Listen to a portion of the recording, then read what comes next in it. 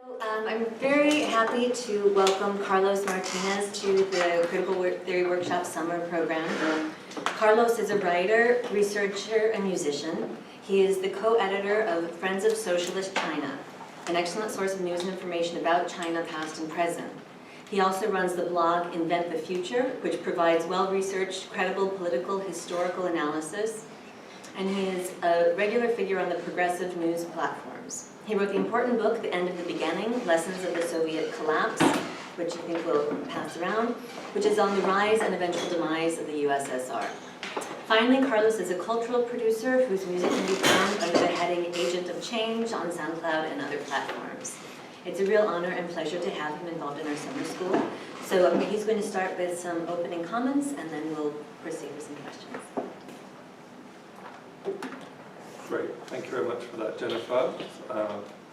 Undue kindness in your introduction, and a lot to live up to. Hi everyone, thank you so much for attending today. Is the technology all okay? Yeah, I think so. The people online can hear okay, correct? Yes. Great, thank you. Sounds great. Thank you. Very good. Right, so I'll just introduce for 15-20 minutes or so. Do let me know if I'm going on significantly longer than that.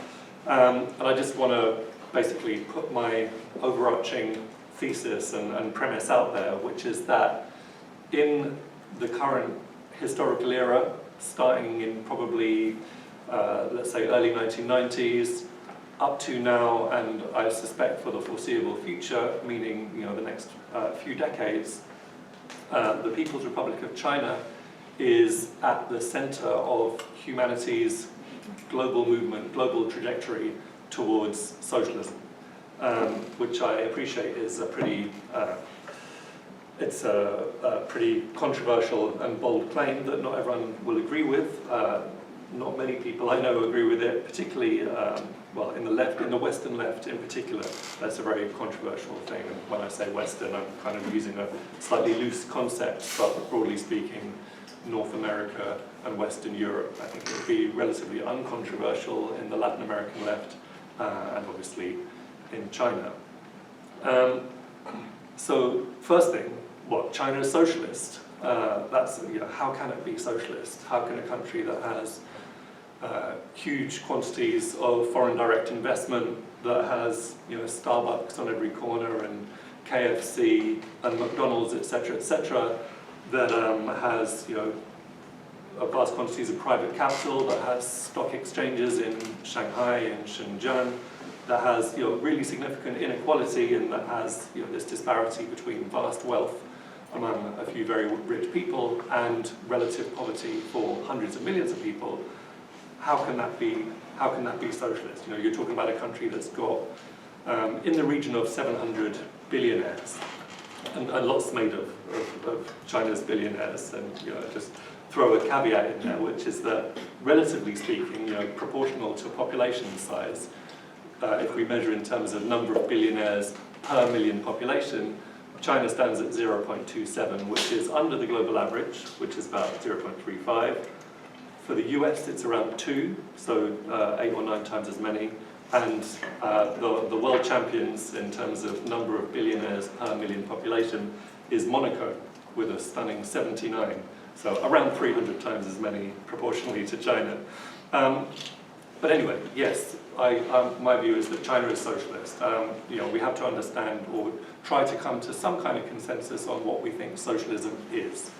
And that's a contested thing. Like, to some people, socialism is Scandi, Swedish social democracy up till, say, the 1990s. To some people, it's left-wing leaders like Bernie Sanders or Jeremy Corbyn. And to some people, if you're in the GOP, then socialism is Biden and the DNC.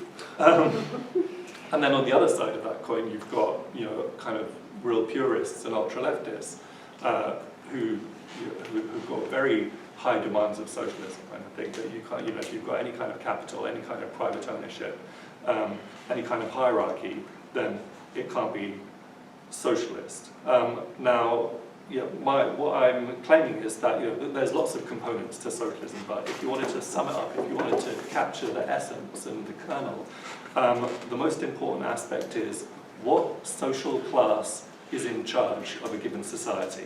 That covers economics, that covers politics, that covers social aspects, it covers cultural aspects.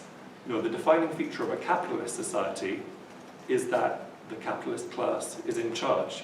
It's kind of so sounds so clear and so obvious as to be almost ridiculous. But in spite of the fact that we've universalized this idea of liberal democracy, this idea of multi-party parliaments, this idea of separation of powers, protection of private property, and so on and so forth,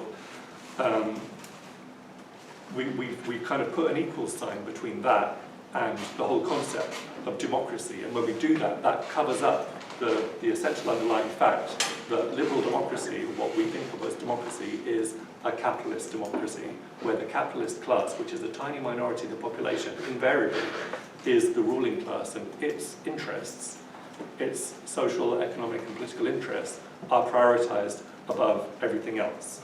The essential role of the state under capitalism is to preserve the basic nature of the system, the basic production relations of the system, a division of society into people who own and deploy capital and people who exist by working for a living, by selling their labor power in Marxist terms. And Lenin described this as democracy for the minority, only for the propertied classes, only for the rich. So conversely, when socialist society, if that's how we're defining capitalist society as a society in which the capitalist class is the ruling class, then a socialist society, as theorized by Marx and Engels, is a society in which the working class is the ruling class. And there's a very controversial expression in Marxist theory called the dictatorship of the proletariat, which it sounds scary and bad, but it just means that society is run by and in the interests of the working classes, or the formerly oppressed classes. And that's what the Chinese Revolution set up. That's what 1949 was about, and the period leading up to that was about. It was about establishing what they called a revolutionary dictatorship of the working class and the peasantry. The whole structure of government that was put in place, the National People's Congresses, the consultative committees, the leadership of the Communist Party that was written into the Constitution, all of that was put in place to represent the interests of the formerly oppressed classes, the peasantry, the working class, the intellectuals, and thereby to protect the revolution and to prevent counter-revolution. And a very important point about modern China, even though it's changed in many ways since 1949, is that that same political system is basically in place. A system that's designed to preserve a socialist status quo.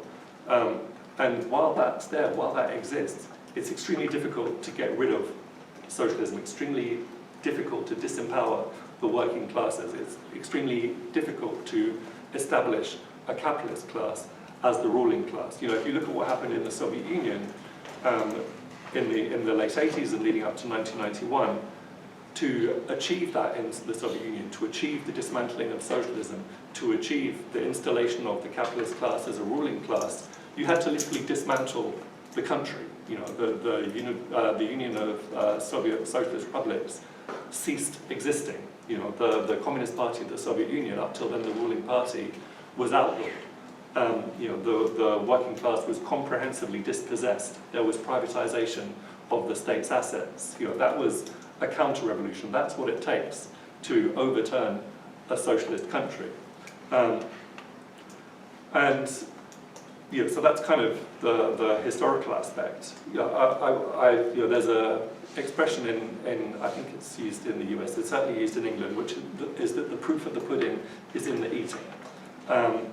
And the reality of modern China, I would argue, it would be impossible under a capitalist system, would be impossible in a situation where the capitalist class is the ruling class, to put the type of emphasis that the Chinese government has placed on poverty alleviation, on this project of several years of eliminating extreme poverty, to getting to a place where 1.4 billion people are over this kind of World Bank-defined international poverty line of $1.90 a day or whatever it is, plus they've all got guaranteed access to food, and they've all got guaranteed access to housing, and they've all got guaranteed minimum 9 years education, and they all have access to healthcare, etc., would be, it's literally impossible in a capitalist society. You don't have that level of poverty alleviation, even in the most advanced capitalist countries, even in the imperialist countries that have made vast quantities of wealth through exploitation of the rest of the world.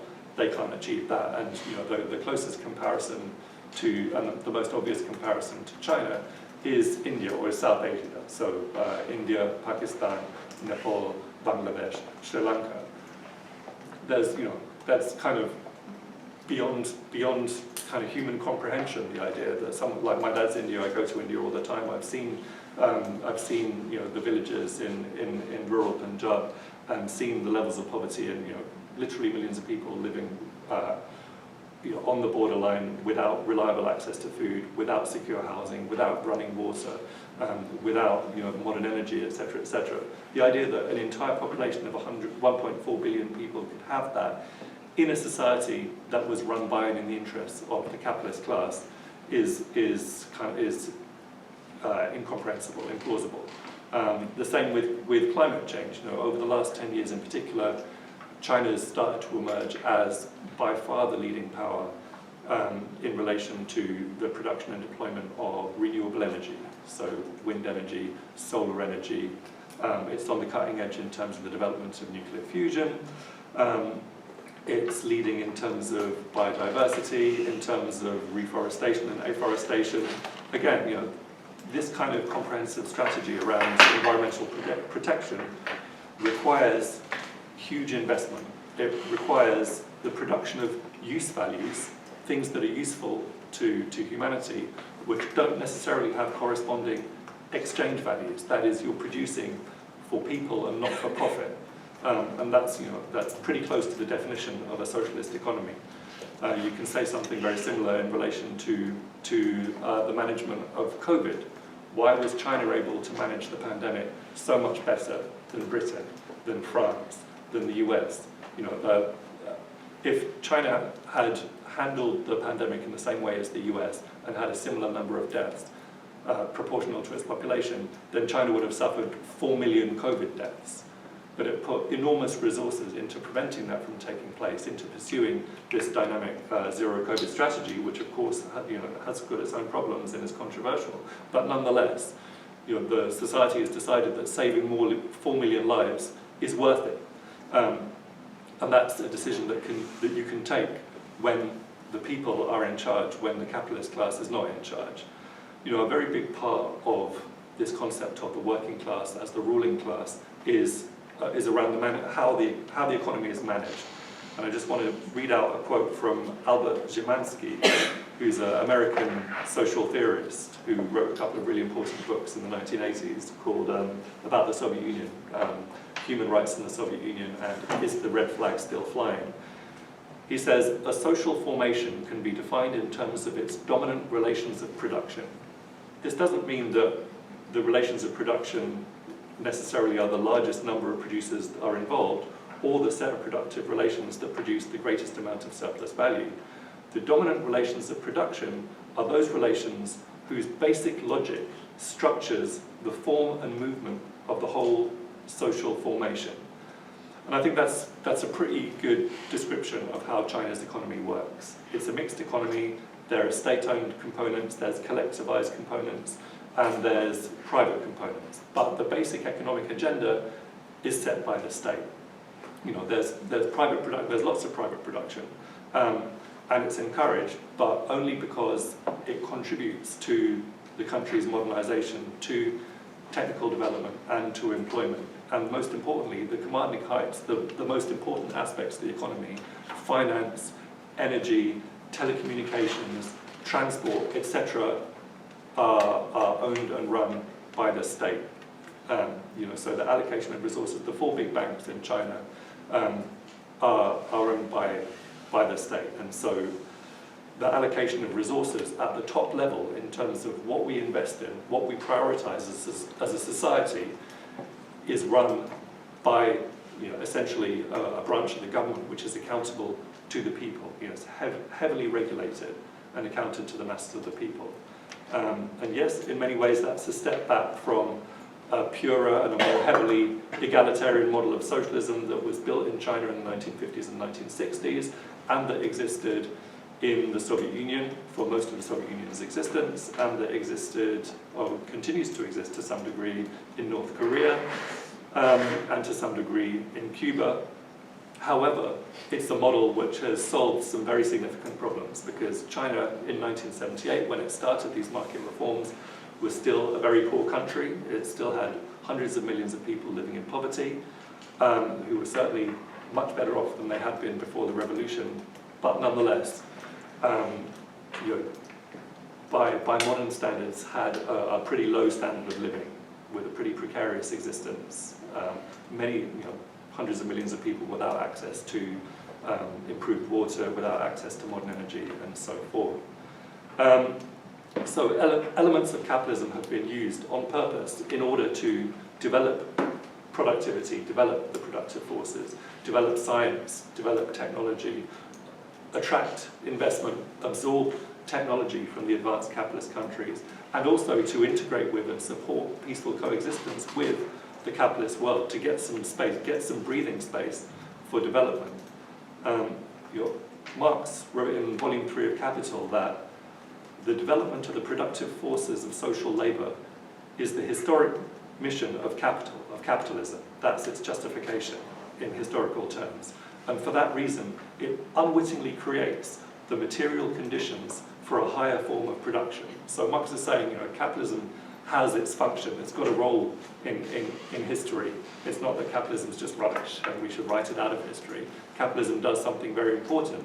It creates the material conditions for something better, because it develops the productive forces. So the vision of the Chinese Communist Party leadership has been to carry out that process in a very kind of regulated and managed way, and instead of unwittingly creating the material conditions for a higher form of production, knowingly and purposefully doing that. I've been talking for a while, so I'll just conclude with a quote from Fidel Castro about Chinese socialism, because I think Fidel, it's very reasonable to let him have kind of the final word on this question. He says, if you want to talk about socialism, let us not forget what socialism achieved in China. At one time, it was the land of hunger, poverty, disasters. Today, there's none of that. Today, China can feed, dress, educate, and care for the health of 1.2 billion people. I think China is a socialist country, and Vietnam as well. And they insist they've introduced all the necessary reforms in order to motivate development and to continue seeking the objectives of socialism. There are no fully pure regimes or systems. In Cuba, for instance, we've got many forms of private property. Practically all Cubans own their own home. And what is more, we welcome foreign investment. But that doesn't mean that Cuba stopped being socialist. I'll leave it there. I think there's quite a few other angles to cover in terms of what makes China so important as opposed to the other socialist countries. I think we'll get to that in the discussion. So that's it from me for an introduction. Thank you. Thank you so much, Carlos. So you gave us a lot to dive into, but I wanted to just start asking a question about how you would briefly explain your own intellectual and political itinerary to people who are curious to know the world you came up in and what led you to your current views. Sure. I grew up in the 80s and 90s. I was born in 1977. And it was really the era of, in terms of big picture politics in the West, it was the era of neoliberal ascendancy. And it was what Francis Fukuyama characterized as the end of history. This feeling that, okay, the Soviet Union's in decline, all of a sudden the Soviet Union doesn't even exist as of 1991. Socialism has been dismantled in Eastern and Central Europe. It's probably on the way out in China, Vietnam, Laos, and Cuba. The kind of socialist-aligned or socialist-oriented countries in Africa and elsewhere in Asia, such as Cambodia, Mozambique, Angola, Guinea-Bissau, they've had to make massive compromises to reflect this new reality that there's no kind of socialist base area anymore. There's no sort of key liberated territory that can help us out, and neoliberal capitalism has won. You know, it's the era of Thatcherism, it's the era of Reaganism, and you know, in this end of history environment, you know, socialism and communism were very, very unpopular ideas. So that was kind of the overall bigger picture environment. Personally, I was, for want of a better term, a red diaper baby. My parents were involved in political organising in Britain, in London, in you know, basically in small Marxist-Leninist groups. So in that sense, I always had access to a different view of the world, and when I started to get interested in politics, then I had something sort of waiting there for me to give me some answers. And I guess, you know, my life experience growing up in the 90s definitely, you know, very much resonated and very much confirmed what I'd understood from that basic training in Marxism. You know, I probably absorbed quite a lot of that fairly uncritically as a teenager, but you know, when I compared it with my life experiences and my understanding of the world, it really resonated. You know, in Britain, very similar to the US, there's a very entrenched two-party system which calls itself the pinnacle of democracy, and which is, anyone can see who wants to see, is profoundly undemocratic. You know, the Labour Party were elected under Tony Blair in 1997, and that was a feeling of very broad excitement that this is going to be something great, we're going to do something different. We've had, you know, close to 20 years of Conservative Party rule, and it's been terrible, and it's been a non-stop attack on the working class, and there's been you know, a growth in inequality. There's been this massive attack on the trade unions. There's been privatization, and actually, what we saw, you know, the basic character of that Labour government that was in place from 1997 until 2010, more or less, was more neoliberalism, more privatization, actually a deepening of the privatization that had begun under the Conservatives, and you know, very, very upsettingly and disgustingly, a huge expansion of the military-industrial complex and Britain's connection to US-led militarism and imperialism.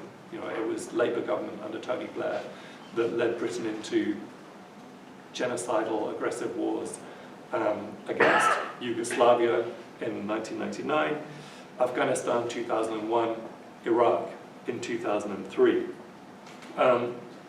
So, you know, that's in that sense what I understood from reality definitely resonated with that Marxist training. And yeah, I grew up in a political environment that was very internationalist. It was very kind of anti-racist, very anti-Eurocentric. You know, my parents were part of a movement that was kind of, when it came to the Sino-Soviet split, the split that took place between the Soviet Union and the People's Republic of China in the early 60s, they were on the Chinese side, so they were always quite pro-China. They were always involved in the struggles of oppressed communities, for example, with the Indian Workers Association, involved in solidarity movements with Vietnam, with Zimbabwe.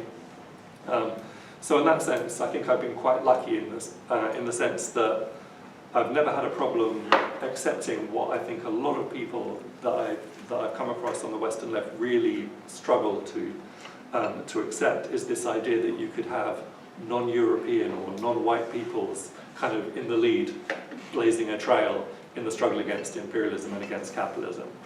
You know, China, Cuba, Vietnam, Korea, Laos, you know, my politics have always been quite grounded in the global south, in anti-imperialism, and in that antagonism, that basic global antagonism between oppressor nations and oppressed nations. And I think that's something that creates a lot of cognitive dissonance for people who've grown up in an environment which is Eurocentric, which is pro-imperialist, which is fundamentally racist and xenophobic and Eurocentric, you know, even if it doesn't advertise itself as much and as such, and it, you know, tries to present itself as something very different. You know, if you analyze our culture and our ideology, including in academia, you know, it's deeply rooted in ideas of Eurocentrism and white supremacy and pro-imperialist ideas.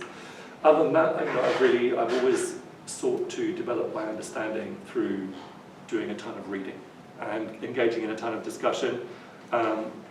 Yeah, I'm a strong believer in reading the Marxist classics, very often. The Communist Manifesto, Lenin's State and Revolution, and Imperialism, Higher Stage of Capitalism, and Left-wing Communism and Infantile Disorder, and the selected works of Mao Zedong and things like that. And Capital Volume 1, I basically would support and recommend anyone to read those things probably every couple of years. And I try to read quite widely in politics and history and economics. Samir Amin has been a big influence on my ideas. Michael Parenti has been a big influence on my ideas. Walter Rodney, I think some of the key texts of Black liberation in the United States are really important. Huey P. Newton, Assata Shakur, Angela Davies, W.B. Du Bois, Paul Robeson. Fidel Castro, of course, some of the classics of the Chinese Revolution. Red Star Over China is a book that, when it came out in the late 1930s or early 1940s, changed. It was really transformative in the West. In the US particularly, when Edgar Snow gave his account of the liberated territories and the base areas in China. I think Mao Zedong, Ho Chi Minh, Kim Il Sung, the lead Asian revolutionaries of the 20th century are all extremely profound, got really important things to say, and I really recommend people to read their work. I think there's a lot of contemporary historians doing fantastic work. Gerald Horne, Roxanne Dunbar-Ortiz. So yeah, I've always read a lot. I've always discussed a lot with comrades. And also another thing that I've tried to do always is to write and to develop my understanding more or less in public through this process of writing, be it blogs, books, articles, and that's brought me into contact with what seems to me a growing international group of thinkers and writers and activists and campaigners, including some of the people in this room. Around the key issues in history and politics, and I think slowly developing, I think, a 21st century Marxist perspective, and we'll talk. And Radhika Desai is going to be speaking tomorrow, and she'll talk more about the International Manifesto Group, which is, I think, at the core or near to the core of this growing kind of international network. So yeah, I think those are the things that really shaped me intellectually. Great.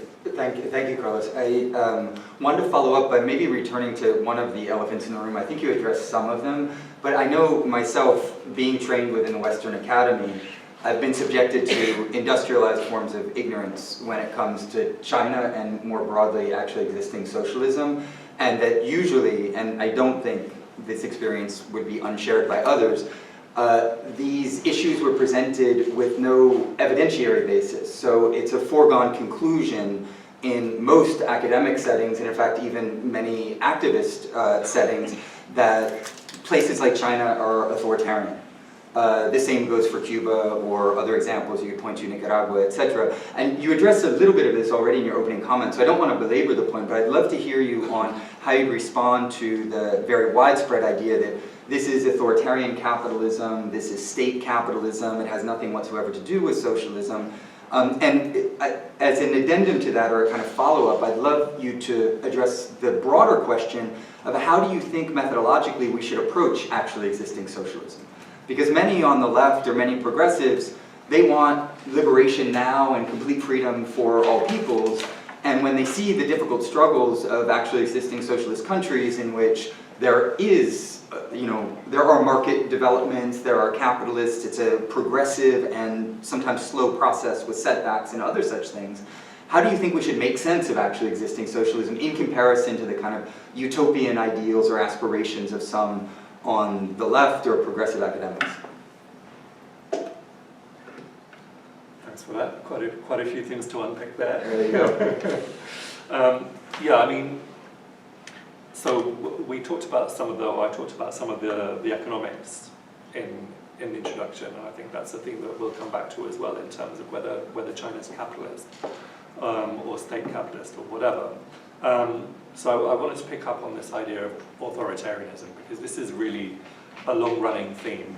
I would say it's a trope in the discussion and the critique of socialist societies. And it starts in 1917, and I think it's become a very easy sort of facile response to the fact that socialist societies have consistently and pretty much universally been able to solve certain problems that capitalist societies haven't been able to solve. Socialist societies have been able to solve the problems in the Soviet Union, in China, in Vietnam, in Korea, in Laos, in Cuba, in Eastern Europe, of hunger, of unemployment, of development. If you look at all of these countries, for all of their faults and for all of their problems and for all of the difficulties they faced and the antagonism and aggression from the West, etc., one kind of common denominator is that they all engaged in rapid development. They all were able to break societies from out of underdevelopment, and their capitalist counterparts haven't been able to do that. So there's always been a need, I think, in capitalist societies to paint socialism in a negative light. And that's always been an ideological priority. And authoritarianism has been a particularly potent ideological weapon, and it's really aimed at kind of breaking the solidarity that people in the West, ordinary people might have with the socialist world.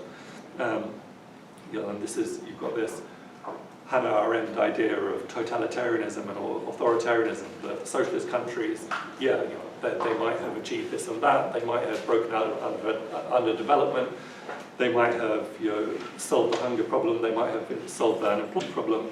However, they're the enemies of human rights. They're the enemies of democracy. They're the enemies of freedom. And that's been expanded to other countries as well. Actually, it's not exclusively socialist countries that's been applied to. It's been expanded to other countries that don't go along with the imperialist status quo. Zimbabwe has been accused of the same thing. Iran has been accused of the same thing. In fact, I struggle to think of a war in recent memories, in the last, let's say, 2-3 decades, that hasn't had some kind of human rights and authoritarianism premise behind it in terms of building public support for that war. If you think of what happened in Libya, if you think of the propaganda that took place in the run-up to the war in Iraq, and the propaganda that took place in the run-up to the war in Yugoslavia, these were all places that were presented as enemies of human rights, as enemies of democracy, as being totalitarian and authoritarian. And that caricature of China is being used right now, as we speak, in a very specific and purposeful way to build support for a new Cold War, an escalating new Cold War against China. And if you want to understand the hollowness of this kind of language, this kind of terminology, this kind of narrative about authoritarianism, then you just need to look at its selective application. Why is it only ever applied to the enemies of the West? It's applied to China, it was applied to the Soviet Union, it was applied to Libya in the Gaddafi area, it's applied to Syria, it's applied to Iran, it's applied to Zimbabwe, it's applied to Venezuela, it's applied to Russia, it's applied to Belarus, but it's never applied to Saudi Arabia or Qatar or Colombia. Colombia and Venezuela are neighboring countries with very similar political systems, but one of them is officially authoritarian and the other isn't. Holding all other variables constant, well, what's the difference there? Colombia has, for all of modern history, basically, been a client state of the United States, and Venezuela, since 1999, hasn't. Russia and Ukraine have got almost exactly the same political system, semi-presidential, multi-party parliament, etc., etc. One of them is widely considered authoritarian, and the other isn't. Why is that? It's because one is going along with NATO, and the other is fighting against NATO. So it's a hollow, it's a shallow narrative, which in my view is quite easily exposed. Is China an authoritarian country? Yes, it's a popular trope to paint China as a police state. I mean, I'm not an expert, I've only been to China once. It certainly doesn't appear as a police state, if you're walking around in Shanghai or if you're walking around in Guangzhou or Beijing. I mean, it's extremely rare to even see police. And I would say that essentially in the important sense of the word democratic, China is more democratic than a capitalist democracy, because its democracy applies to a much larger proportion of the population, in the sense that the link between money and power that defines capitalist democracy has been broken. In the United States, someone like Donald Trump can be elected president. I was talking with someone in Beijing actually who works at the Chinese Academy of Social Sciences, who said something quite funny. So, in America, someone like Donald Trump, just because he's very rich, can run this massive advertising campaign, and they can become the most powerful person in the country. They can become, they can just spend millions and millions of dollars and become president. In China, Donald Trump couldn't be elected a village prefect, because he's got absolutely no record of service to the people, and that's the basis on which people get elected in a National People's Congress or a consultative committee at village level or regional level or provincial level or national level. If China was so authoritarian, if China was a police state, well, millions of Chinese go on holiday every year to the West, and they come back as well. If it was the case, and this is a point that Zhang Weiwei likes to make, who's an interesting Chinese social scientist who works at Fudan University, and I think it's worth checking out his work. He makes, Chinese people leave the country all the time, and then they come back. They wouldn't come back if it was so terrible. So I think the authoritarianism trope is something that's used in a very purposeful and a very specific way by capitalist ideologues in order to slander and to do down socialism and to slander and do down anti-imperialist movements and countries. Go ahead. We wanted to ask you about China's international relations, including its trade agreements, loans, and infrastructure development in the Third World. How do you respond to the charge that we often hear in the corporate media in the West that China is imperialist, or that it is simply extracting resources from the global South in ways that are just as socially and ecologically destructive as what Western capital has done? Also, do you see China's development goals aligning with economic development in the Third World? And if so, why is this the case? Sure. There's a reasonably widespread view in parts of the left that China is kind of a new imperialist country, and this is, that's not exclusive to the left. And in fact, that's something that Donald Trump said, that's something that Mike Pompeo said, that's something that Rex Tillerson said, that's something that Hillary Clinton said, that China is the new imperialist or the new colonial power in Africa, in Latin America. And recently, with the security deal that's been signed between China and the Solomon Islands, then you've got imperialist Australia and the imperialist United States complaining that China's become, trying to set itself up as a big imperialist player in the South Pacific as well.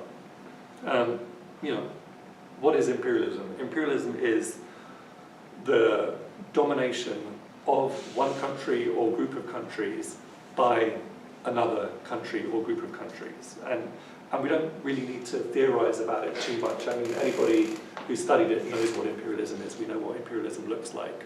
We've known what imperialism looks like for the last 500 years. It's had fairly predictable forms, in terms of the British Empire, the Spanish Empire, the Portuguese Empire, the American Empire, the expansion and the consolidation of settler colonial rule in the Americas, and then the expansion of that rule to Hawaii and Guam and Philippines and Cuba. And then since the Second World War, the so-called liberal international order, which is led by the US, is a different form of imperialism, but it's still got a lot of the same forms. What does imperialism look like today? It looks like, in my view, 800 foreign military bases held by the United States It looks like an expanding NATO with bases and nuclear installations throughout Europe. It looks like the creation of AUKUS, a nuclear weapons arrangement between Britain, Australia and the United States in the Pacific. It looks like the placing of tens of thousands of US troops in Japan and in South Korea and in Guam and in Okinawa. It looks like the actions of the International Monetary Fund. It looks like economic coercion. It looks like structural adjustment programs. It looks like debt servitude, which is used by the Western financial institutions throughout the world. It looks like wars of regime change, such that NATO has been involved in Libya, in Syria, in Iraq, in Yugoslavia, in Afghanistan. It looks like proxy wars. It looks like destabilization, such as the West is involved in Nicaragua, in Zimbabwe, in Venezuela, in Ecuador, in Bolivia, in any number of in Ethiopia, in any other number of countries that you can name.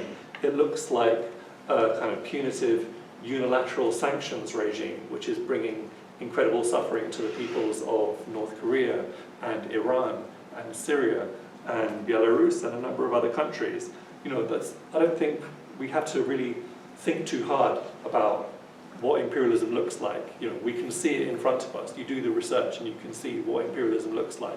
And then, so you've got that on the one hand, which we know is what the United States and Canada and Japan and Australia and the Western European countries are doing. And then you've got what China is doing. And you really can't compare the two things. I guess the principal manifestation of Chinese imperialism, or putative imperialism, is the Belt and Road Initiative, which is this kind of this global program for infrastructure development around the world, and particularly in the developing world, particularly in Asia, Africa, Latin America, and the Caribbean, and the Middle East.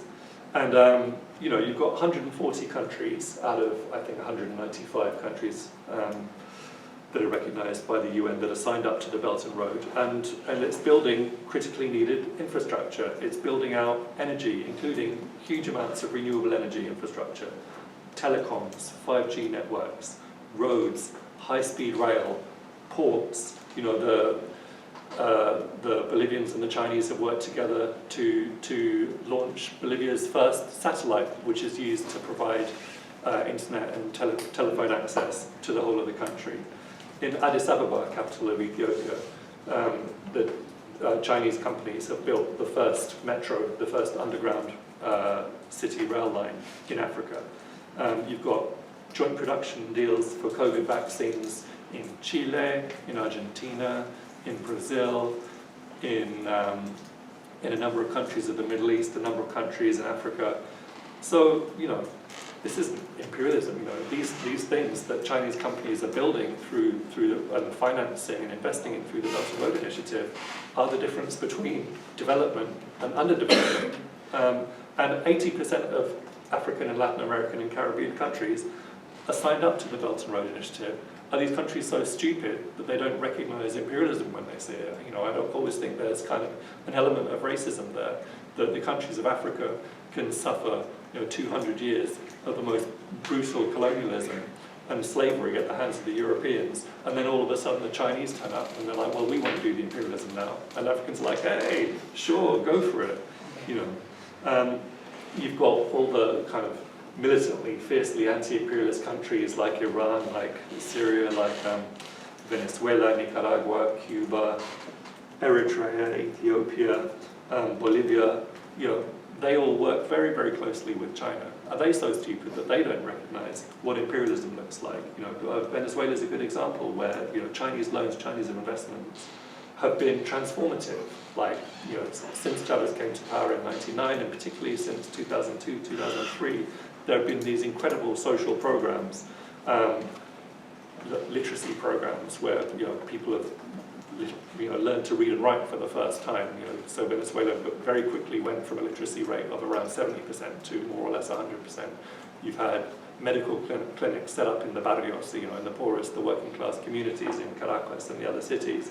For the first time, people by Cuban doctors, and a lot of the time financed with Chinese investment and Chinese support. So, China's got this very consistent and clear model, which is it's not charity and it's not particularly benevolent in the sense that, they're not it's not really based on aid. China does have aid programs in various places, but their principles are non-interference and mutual benefit. We don't care what political system you have. We're not trying to overthrow you. We're not waging wars against you. We're not sanctioning you. You can believe what you believe. We believe what we believe. But we're very happy to do business with you. We're very happy to trade with you. We're very happy to invest. And we've got this, extensive, world-beating, essentially, recent experience in development of infrastructure. If the Chinese are particularly good at building telecoms infrastructure, and they're particularly good in connecting different regions of countries and different countries together with high-speed rail, and if they're particularly good at building out renewable energy and solar farms and all the rest of it, it's because they've been doing it, in a really serious way for the last 20, 30 years in China. So they've got that experience. They're very happy to share it. Chinese companies make a profit from these projects around the world, and the people in these countries benefit from having infrastructure that they didn't have, and ultimately from having things that they need to allow them to live better lives. Great. Carlos, we wanted to also ask you about what is behind the current US aggression towards China and the very serious uptick in the kind of new Cold War, which is of course the old war, in various ways.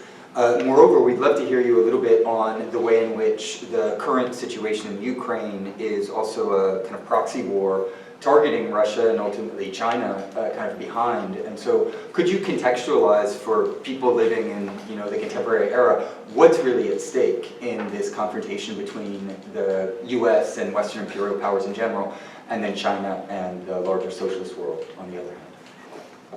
Sure. I think to understand this new Cold War,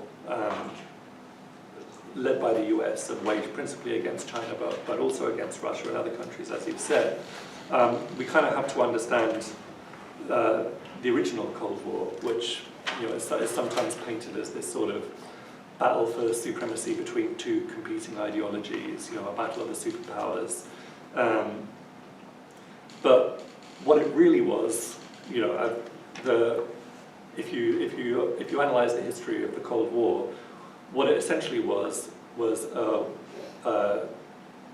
US-led, very complex hybrid warfare that was waged for the protection, consolidation, and expansion of an imperialist world system, a world system that the US controlled. That was what the Vietnam War was about. That was what the Korean War was about. That was what the proxy war against the Sandinista progressive government in Nicaragua was all about. That was what the sanctions on blockade against Cuba was all about. It was about the US attempting to exert its control over greater and greater parts of the planet, and to prevent countries from either kind of going into the Soviet socialist orbit, or from being neutral, being able to have good relations with both countries, and with both the Soviet world and with the kind of US-led imperialist world, and thereby being able to exert their sovereignty and their independence. Guatemala, whose government the US overthrew in 1954, was not a socialist country.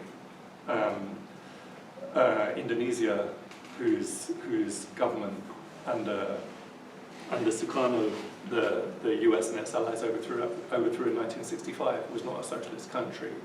The government in Brazil in 1965 was not a socialist country, but they were overthrown because they wanted to have good relations with both the kind of capitalist world and the socialist world. They wanted to exercise their sovereignty, they wanted to exercise their independence, and that wasn't okay. as far as the US and its allies were concerned. And if you look at the liberation struggles in Africa, if you look at what happened in Angola, in Mozambique, in Guinea-Bissau, in Zimbabwe, in South Africa, in Namibia, you had the Soviet Union supporting the liberation struggles, and you had the United States and its allies supporting the old kind of colonial apartheid regimes. So while it may, it's presented as this battle of superpowers and contesting ideologies and clash of civilizations and all the rest of it, what it really was a battle, hybrid warfare between, on the one side, the forces of imperialism and the forces against imperialism, against hegemony, for a kind of multipolar future. And in many ways, I think the new Cold War is a sequel to that, or even an extension of that. The Cold War officially ended when the Soviet Union collapsed in 1991. And that was supposed to be, as we were talking about before, the end of history. We were supposed to be enjoying this beautiful peace dividend. We haven't got these enemies anymore, so we can just relax. The arms race is finished. We don't have to have this build-up of military bases. We don't have to have this build-up of nuclear weapons. We can enjoy life with a global bourgeois capitalist democracy, and we didn't actually get that at all. The fact that we didn't, that what we got was a new age of militarism and these devastating wars in Iraq and in Yugoslavia and in Afghanistan and in Libya and in Syria, kind of gives life to the whole concept of the Cold War. The Soviet Union was the big problem, the socialist camp was the big problem and the big enemy. Because actually the imperialist system and the need to maintain and expand the imperialist system continued. And throughout this period, in the 1990s, the US strategists were very clear that there was a need to maintain US hegemony. Paul Wolfowitz, who was, I think, Deputy Secretary for Defense at that time, said, in 1993, he said, "Our strategy must focus on precluding the emergence of any future global competitor." There were two contenders at that time for potential global competitor, essentially Russia and China, but neither of them seemed particularly threatening in the 90s.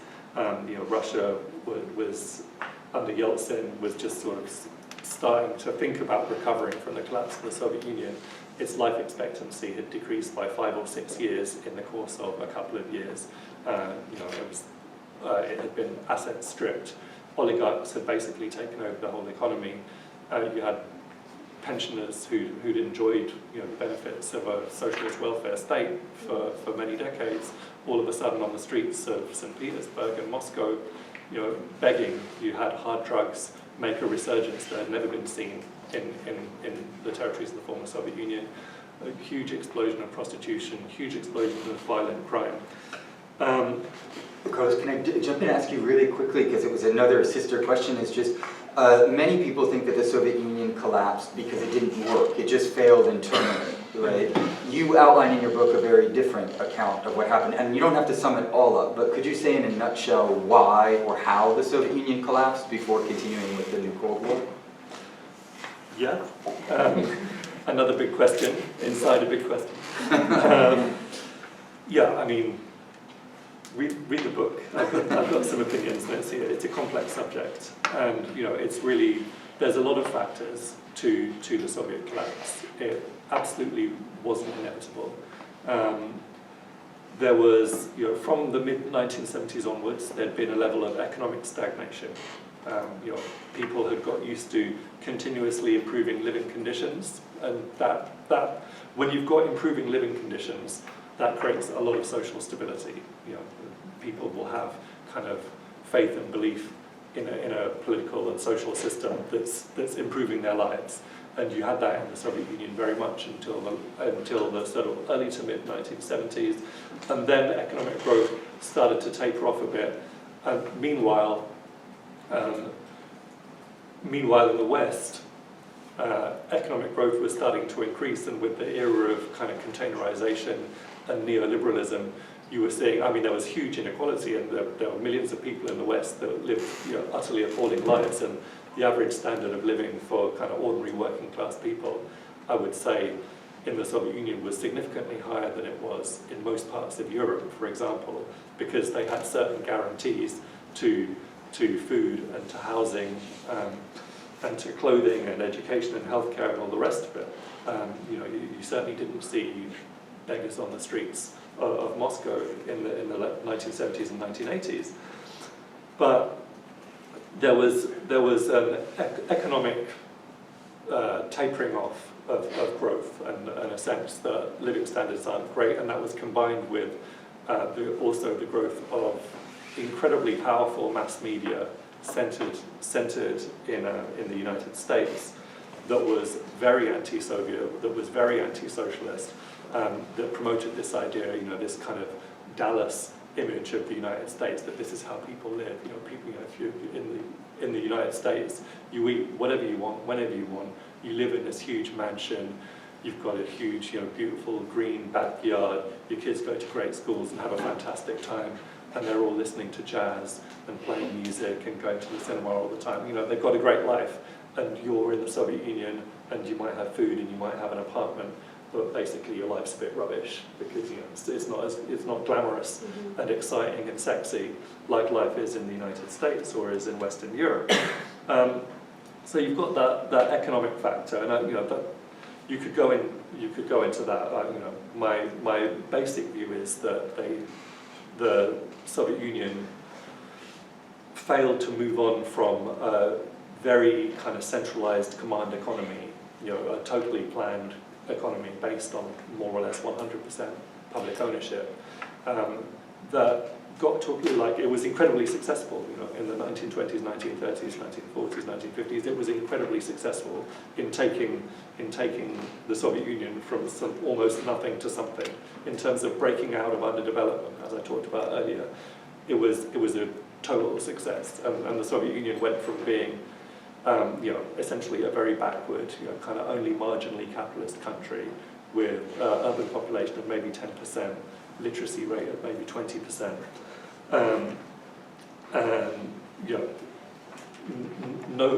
definitely not a leading power in terms of science and technology and culture and all the rest of it, to, by the 1950s, being the other superpower. It was the second leading economy in the world.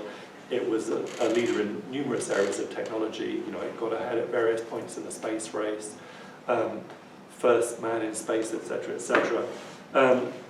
So it had incredible success, essentially running a very simple economy with very simple means. When it came to developing a more complex economy, going from a product base of maybe 30 commodities to 1,000 commodities, like you might have had in the United States at that time, which is probably a massive underestimate. Then I think that command economy model, that heavily centralized model based on 100% public ownership, proved not to be really fit for purpose, and not to encourage the uptake of new technology, not to encourage rapid development of the productive forces and productivity. So there's the economic factor. There was a number of political factors. I think ideologically, there were a number of mistakes that were made by the leadership of the Communist Party of the Soviet Union. I think they essentially lost touch with the basic ideas of Marxism-Leninism.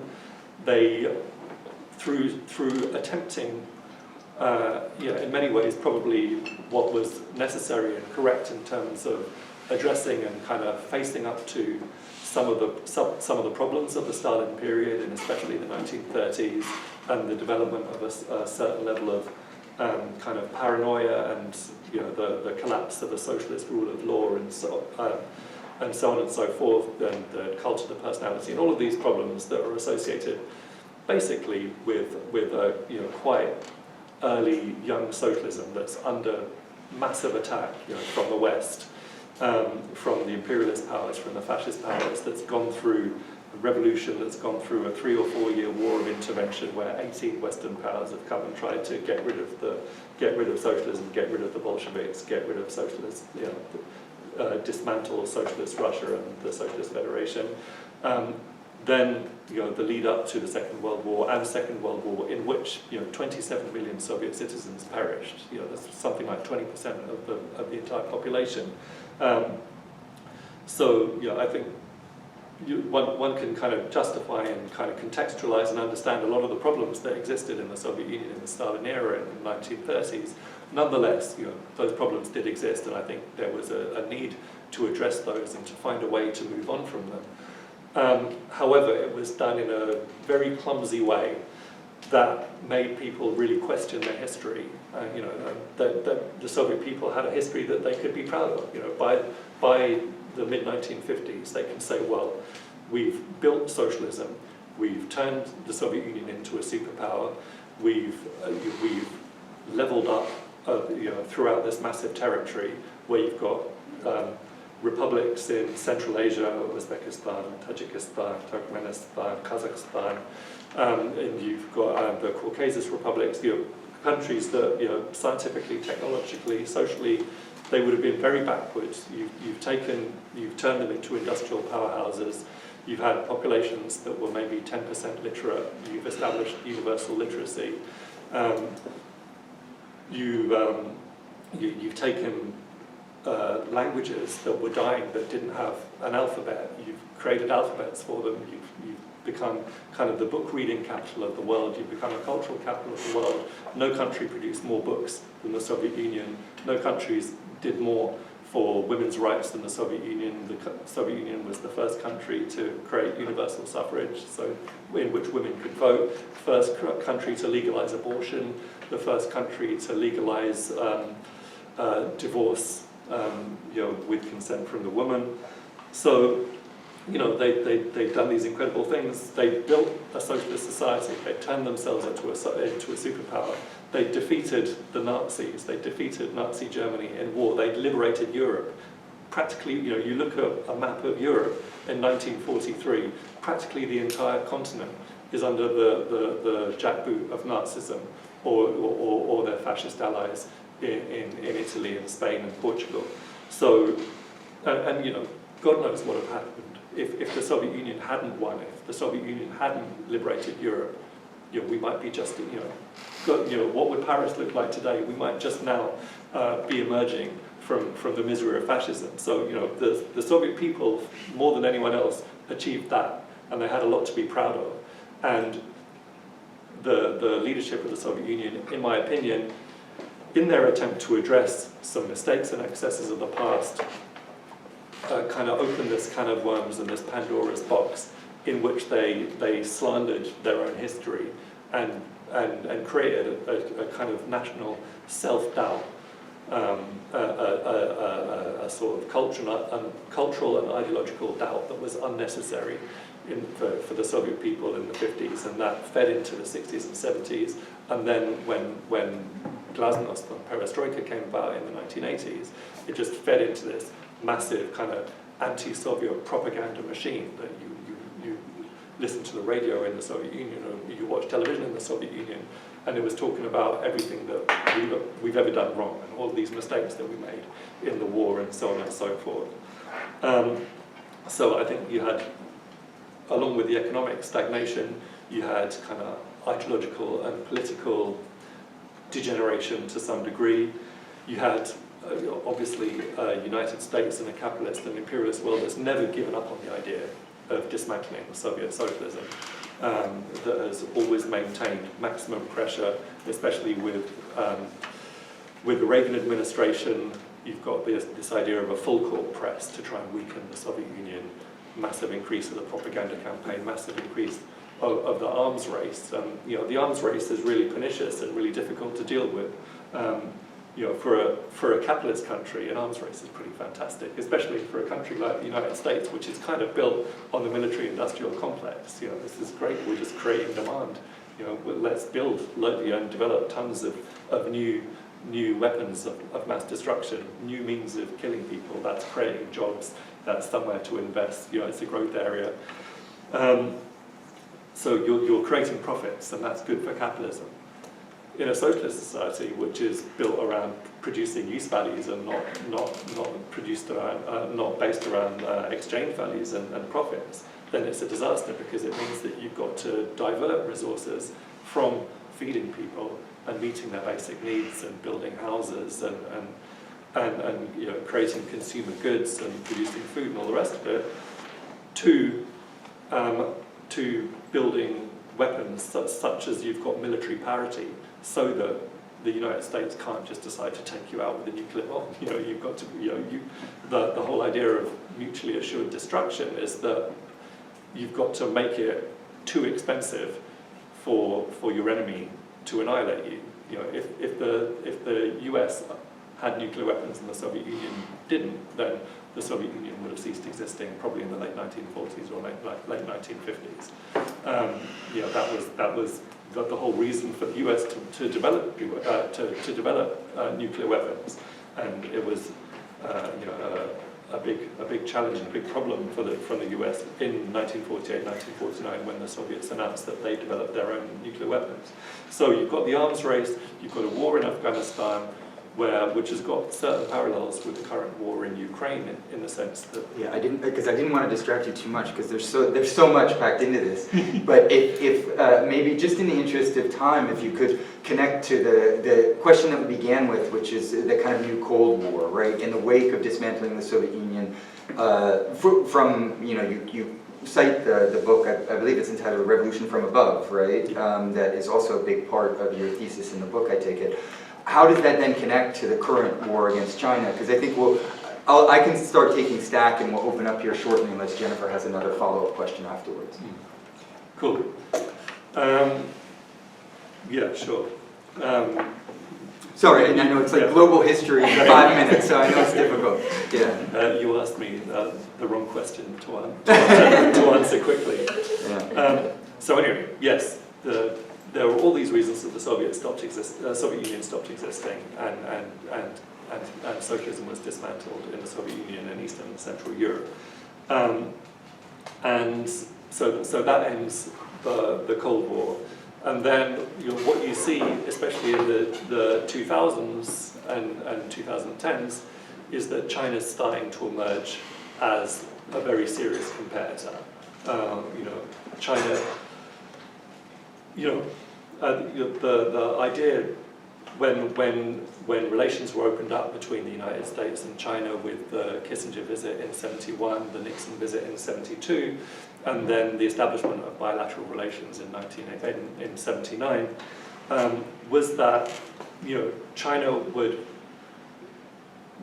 fit into a globalization that's defined by the needs of the United States and its allies. It's a global hierarchy where you've got the US at the top, then you've got Western Europe and Japan sort of one level down, and then you've got China a long way down, basically providing cheap labor in global supply chains.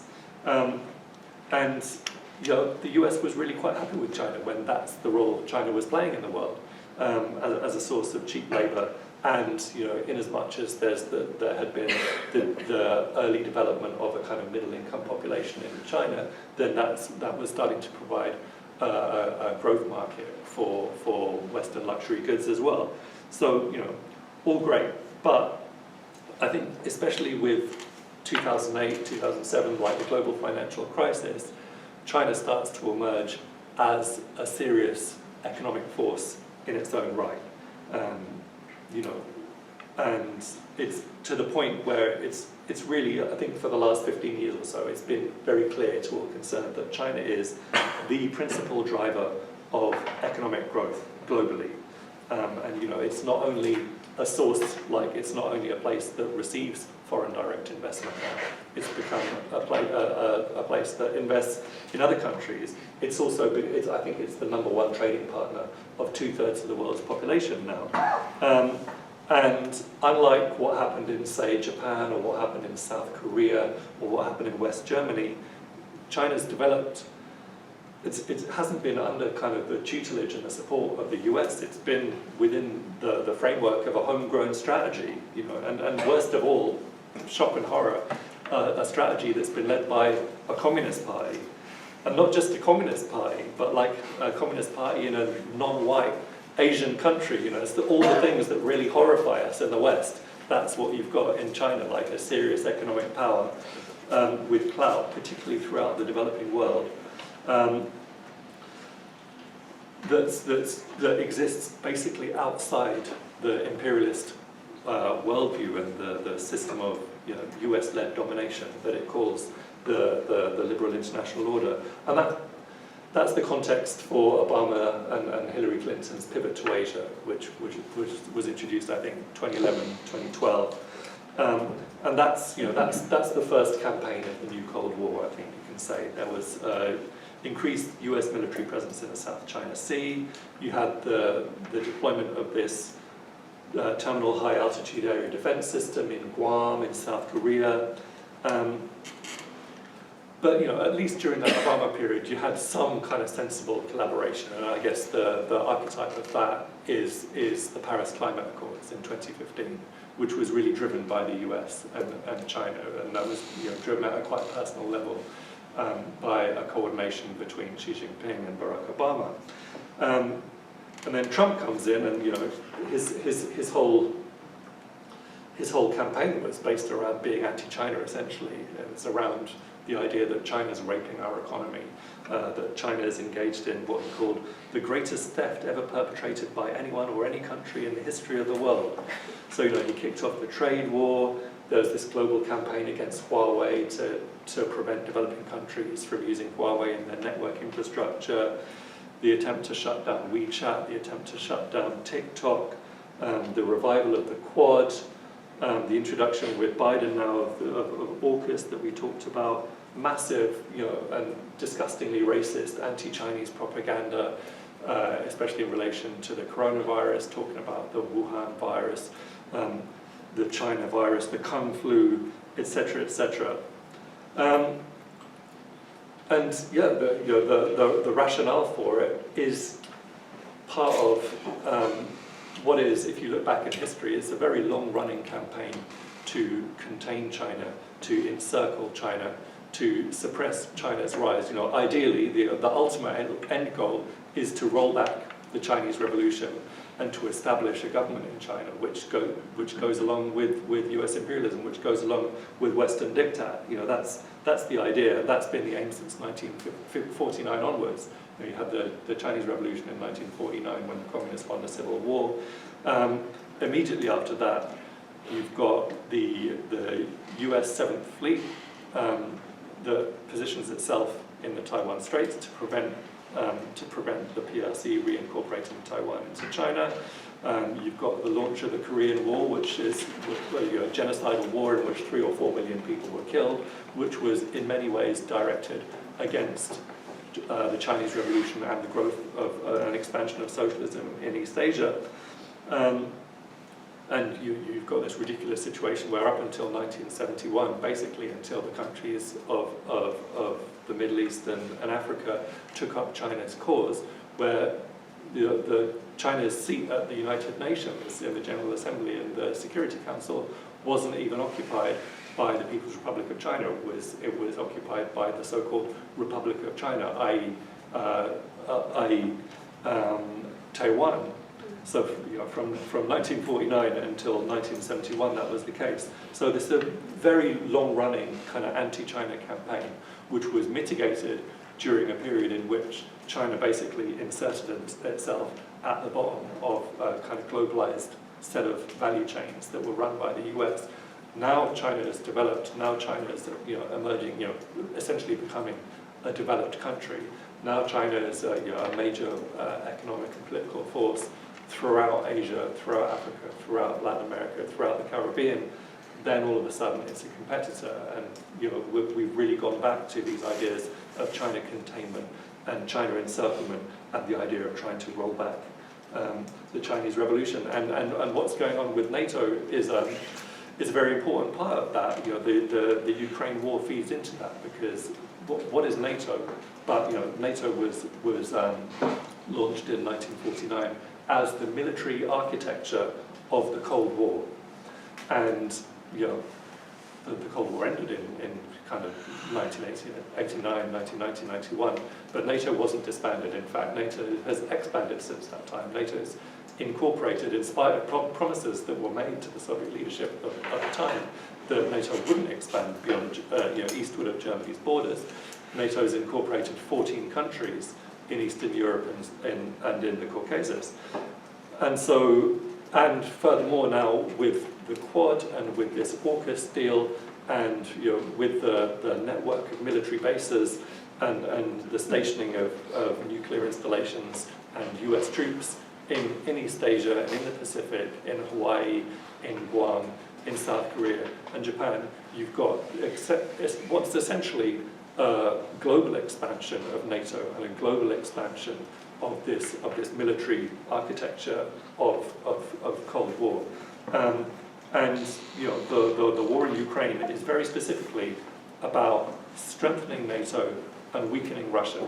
There's no question that what the US's purpose with the current war in Ukraine is, well, there's two aspects to it. One is bringing Europe, Western Europe in particular, very firmly under US control.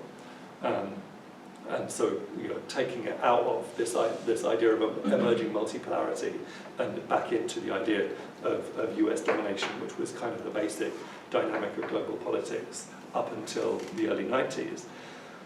And two is to weaken Russia. Ideally, weaken Russia to the point where the current government, which it's a capitalist government and it's got lots of flaws and lots of problems and lots of contradictions. However, one thing that's very clear about it is that it doesn't go along with the US. It isn't willing to be part of that US architecture and that infrastructure of Cold War and imperialism. So if it can weaken Russia and if it can replace the Russian government with a pro-West government in Russia, which is this huge territory, which has one of the largest land borders in the world with China, then that gives it an incredible jumping off point for an escalated attack on China. Great. Well, thank you so much. I think we'll open it up. What we've done in the past, and hopefully this will be okay with you, Carlos, is we take a few questions, because usually there's quite a few. Maybe we'll start out online. I see that Reese and Sabrina, if you could kick us off. Hi, thank you so much. Both Sabrina and I have questions. So just to start off, my question is about the relationship between capitalism, socialism, and development. It seems like part of the issue that you're identifying with the collapse of the Soviet Union is this overemphasis of rational planning and public interest, that a degree of market development was necessary to really stimulate development. So I'm wondering about what kinds of tools a socialist economy does have to stimulate development without necessarily conceding to market economies for that kind of growth. Does this imply, I'm not sure if it does or not, so I'm curious what your thoughts here are on stagist interpretation of Marx, and if this kind of uptake of the necessity of a market economy is interpreting Marx as saying that we need to go through a capitalist stage in order to then arrive at socialism and communism, and how that's playing in here. Or if this is a different kind of approach than how we might understand the tools that socialism does have for development without conceding to capitalism to some degree. And my question is much more simple than that. And so my thought is that in recent years, multinational corporations turned to China to produce cheaper commodities due to the low cost of labor. So how does this line up with China's attempt to raise the quality of life for the working class for China itself and in an international scale? And Emiliano, I saw your hand up as well. Would you like to jump in with a third question? We'll ask Carlos to take all three. Sure, very briefly. I was just interested in maybe hear more about the Sino-Soviet split, but also in terms of like the theoretical interpretations of the Chinese Communist Party and like the way in which the Gorbachev, Perestroika, Glasnost leadership of the Soviet Union in some ways it seems to me, kind of gave away the Soviet Union for free. I remember being in the United States when Gorbachev was going on a tour in 1988, and I even got a Gorbachev t-shirt. And now I wonder, why was the United States so involved in promoting Gorbachev in the United States?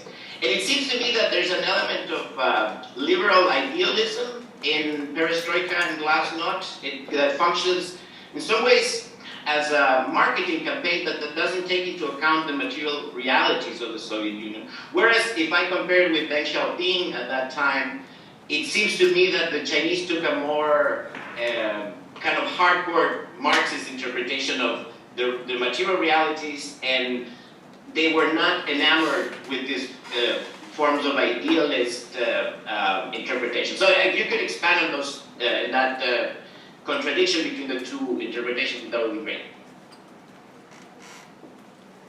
All yours, Carlos. Easy questions. Okay, thank you very much for those. All excellent and essentially difficult questions, which I'll probably give wholly unsatisfactory answers to, but maybe we'll provoke some more discussion anyway. So, in terms of and I think there's some commonality with the questions. So, maybe I'll touch on some points from all of them without necessarily answering each one of them in turn. What I think is that the Chinese learned a great deal from the collapse of the Soviet Union, which they saw coming from quite early on. I think the Chinese recognized before the West did actually that the Soviet Union was in decline, and what they identified as the key problem was the economic factor that I talked about earlier, that people's lives weren't getting better, and if you wanted to continue with a socialist project, and if you wanted to keep people on side, what you needed to do was improve people's lives. And so, the economists, there's some interesting history there, because as a sort of byproduct of the Cultural Revolution, which is a hugely kind of problematic and contentious history, which took place from 1966 to 1976 or so. One aspect of that is that a lot of the intellectuals, people who would have been in the universities, the sons and daughters of the party leadership, of the revolutionary generation, and so on and so forth, were sent down and lived, for many years in the villages, and so and with the idea that they would understand the problems of ordinary people, and that includes Xi Jinping, by the way, whose father was part of the original. He was kind of one of the key leaders of the Chinese Revolution. Xi Jinping, as a teenager at university in Beijing, all of a sudden the Cultural Revolution happens, and he spends 6 or 7 years living in a cave in the far northeast of China, working in poor peasant communities. But once the Cultural Revolution ended, and once China embarked on this economic reform program, what you had was a generation of intellectuals that had a very deep understanding of the actually existing problems, particularly of the poorest people in the country. And they saw that the totally planned command economy wasn't really working for those people, especially for the peasantry, because the peasantry were basically kind of growing what they were told to grow in these large collectivized farms, and they were being paid the price that they were told that was set by the state, and it was set at a relatively low level, basically, so that the peasantry could fund and provide the resources for the industrialization project, which was all based on heavy industry, which requires a lot of capital input, and that doesn't actually employ many people. So you have these young economists who are trying to figure out how do we improve people's lives, who've got a very close understanding of people's needs, especially in the countryside. And they started to think, well, if these people could just grow some apples on the side and sell them in the local market, people are probably going to want those apples, and then they'll have some money and they can use that to buy this and that. And if they've got, if that's not kind of bought at mandatory state-set prices, and if they can set the price themselves according to supply and demand, they'll probably be motivated to produce more of them, and they'll produce more apples, and there'll be more resources. So they kind of, in a very kind of low-level, experimental, step-by-step way, they started to explore how can we kind of tweak our economic system away from a command economy towards an economy which is still socialist, but which uses market forces and that uses the profit motive to some degree to introduce progress, introduce development, introduce new technology, introduce new kind of techniques and management techniques, and so on and so forth.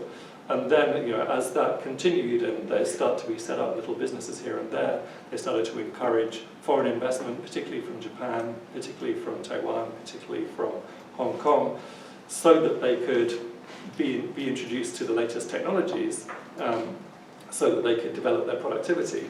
And the result of all of that is, and Sabrina completely, asked a very legitimate question, was like, okay, well, this process ended up in having hundreds of millions of Chinese who are working in factories, selling their labor power for very cheap, producing commodities for the global market.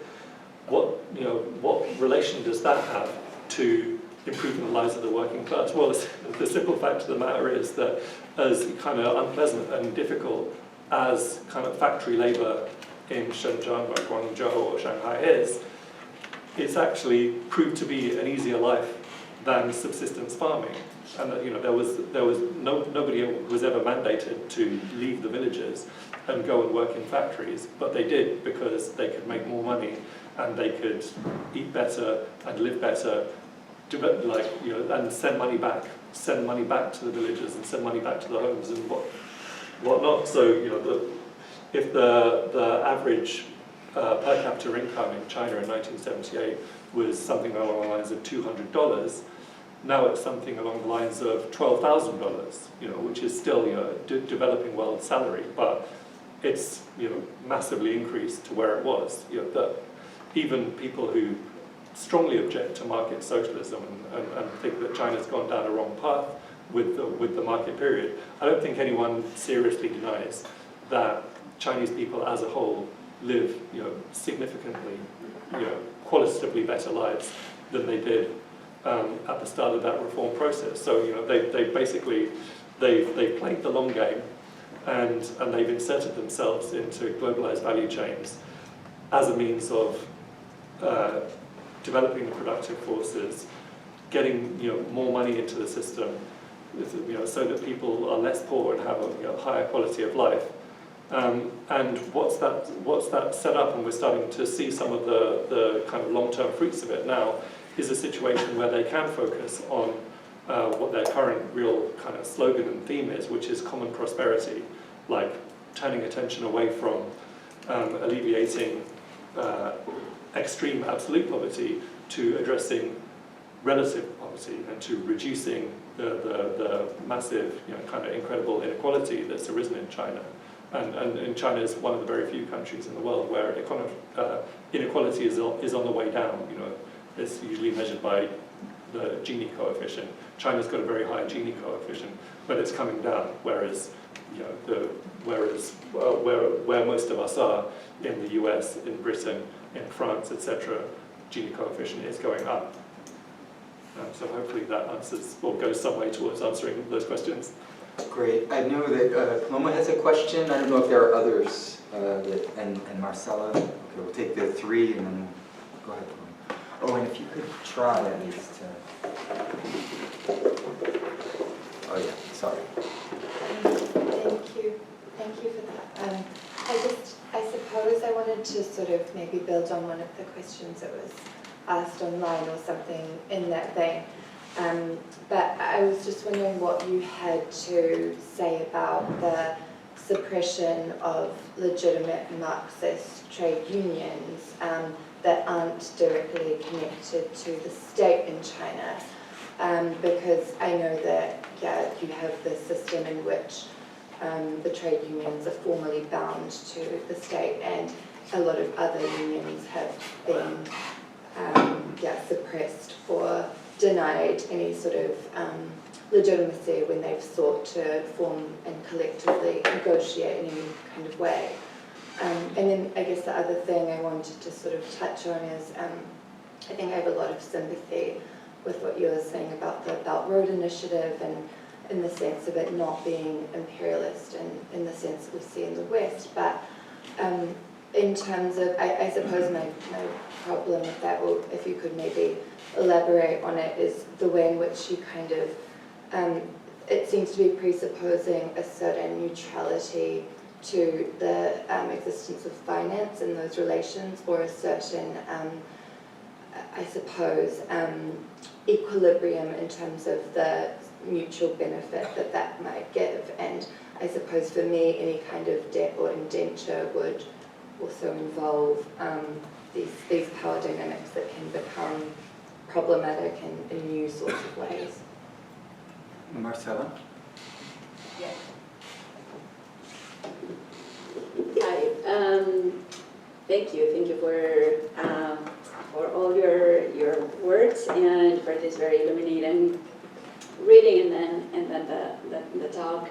My question, I'm not sure if you're also an expert on this side of things that I'm going to ask about, but I wanted to ask a little bit more about China's overall policy for environmental, the environmental policy rather of China, because I think that in the West we are, I think, still right now highly uncritical about the different, like we tend to hear, that a country or a group of countries or, like a conference or something are doing something for the environment, and we are, I think, still very uncritical about exactly what are the things that are set up as, international policies around the environment. And I know that China has a very different approach. So you mentioned already that they are investing in alternative sources of energy, reforestation, but I wonder if you could say a little bit more of what differentiates the, highly suspicious, at least for me, and I think for a lot of us, highly suspicious modes of investment in the West in, alleviating climate crisis, and comparing it to what China is doing in that regard.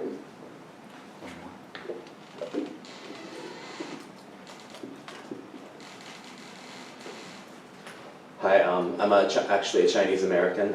I spent first half of my formative years in China, actually participated at the school's Communist Pioneer Organization in a very meaningful way, and then second half, in the United States. And so I moved to the US in 2003, which was a very interesting transition time. It was right after WTO, and everything was very rosy in terms of, the perception towards China. But then, as you said earlier, after 2016, everything just changed with Trump.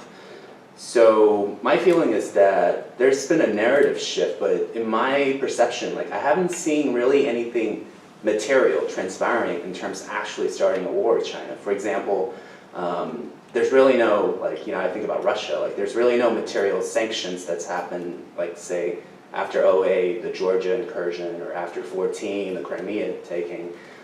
You saw meaningful sanctions and also debasement of the Russian ruble currency. But there's nothing the Walmart shelves in America is more or less still stocked, these phones are still getting made. So it seems like China and the US has built this symbiotic relationship that one cannot live without the other.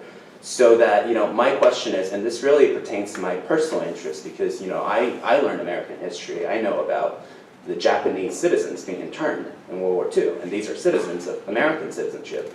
And I worry about that in a material way for my own family. So what is, in your opinion, like some kind of sign or something you want to try to identify to actually say like, okay, there's really something happening now? So, thank you.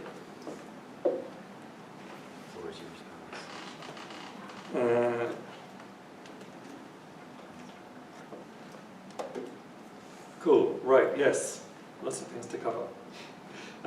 And some things I know a certain amount about, other things I don't know very much about. So, this is a really important question about trade unions in China, and it's also something I'm not an expert in at all, so, I'd be super happy to continue that discussion, online or via email or whatever, because it's something that I need to learn more about. The nature of labor organizing in China. I guess all I can usefully say is, well, there's a couple of aspects. One is that in the West, in the capitalist world, we kind of project our own understanding of how trade unions work onto other places, including, I think probably all the the existing socialist countries, the 5 that survived, so China, DPRK, Vietnam, Laos, and Cuba, have a similar model in terms of their trade unions, in the sense of having one official main trade union federation, which essentially represents the working class as a whole, and which is very closely connected to government. Literally, if you're the head of the Chinese Trade Union Federation, then you're in the Politburo. And that's not something that's arisen as a result of some theoretical nuance in the writings of Marx and Engels. I think it just reflects a reality that these countries had revolutions, and the trade unions were involved in the revolutions. And they came to power, and the trade unions, okay, your job is to represent the interests of the working class. And unlike in a capitalist country, those interests aren't at odds with the interests of the ruling class and the ruling government, etc. So, the socialist countries have got a form of trade unionism which is slightly unfamiliar to us, and which is difficult to understand. I think independence of trade unions is an incredibly important principle in a capitalist country. I live in Britain. The idea that trade unions needed to have some kind of formal connection to the government is anathema. But I do understand, but that's the history of capitalism. That's how trade unions have fought, and have only been able to fight because of their independence. Whereas in the socialist countries, the trade unions and the government come from the same place. They've been part of the same movement.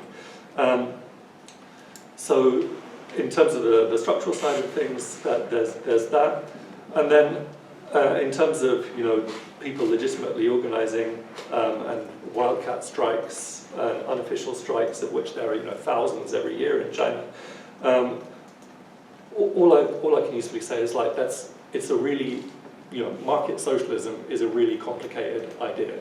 Being a socialist country, a country which is meant to be built around the interests of the working class, but identifying that the long-term interests of the working class in that country involve opening yourself up to foreign investment and creating a investment, a business-friendly environment for multinationals, for Walmart and whoever.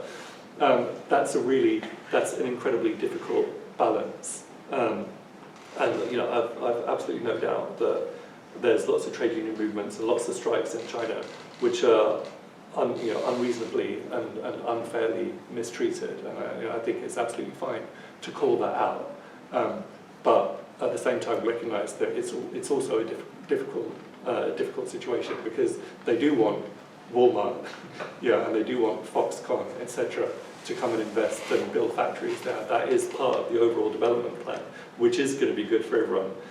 And in that sense, there is a responsibility to create a so-called business-friendly environment, but it's simply an extremely difficult balance. One positive thing is that China is actually the first country in the world where Walmart has been forced by the government to respect unions. Walmart employees in China are members of the trade union, and the government fought the workers' corner on that. Which is an interesting thing. But yeah, I think your point is absolutely legitimate and important. In terms of the existence of finance in China's relationships with countries in the global south, I mean, that's what investment looks like. Countries and banks lend each other money. What you can positively say about China's relationships with other countries, and this has really come out recently in relation to Sri Lanka, and the fact that the government's basically been overturned because it's in such a huge amount of debt, and you've had various kind of Western media outlets that have tried to say, well, this is China, China's caught Sri Lanka in a debt trap, and people have done the research and said, well, actually, China's responsible for 10% of Sri Lanka's debt. The rest is to Western financial institutions and Japanese financial institutions.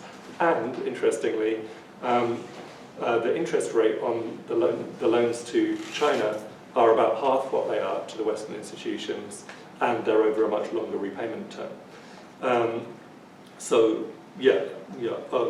Debt is problematic, lending is problematic, but I would argue that the Asian Infrastructure Investment Bank and the other major bank, the China Development Bank and the other major banks that are kind of sources of China's development funding are very careful to work in a kind of mutually beneficial and a non-coercive way with other countries, and that's written into the whole China's set of principles for dealing with other countries, is that our relationships in trade and investment and in finance and in bilateral relations generally will be non-coercive.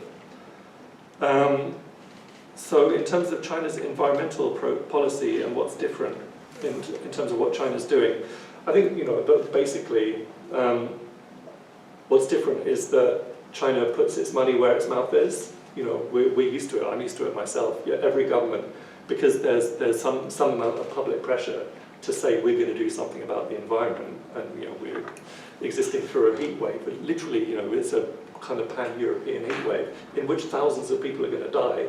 They don't talk about that very much, but the people are going to get heat stroke and they're going to die in this weather. So there's a public demand that that governments will do something about the environment, and so governments make promises. Joe Biden was going to be the climate president. Well, what is he currently doing? Because he's encouraging European countries to stop importing Russian natural gas so that they can import fracked shale gas from the US. And the Germans, meanwhile, are reopening coal plants that they mothballed 20 and 30 years ago in order to meet their energy needs.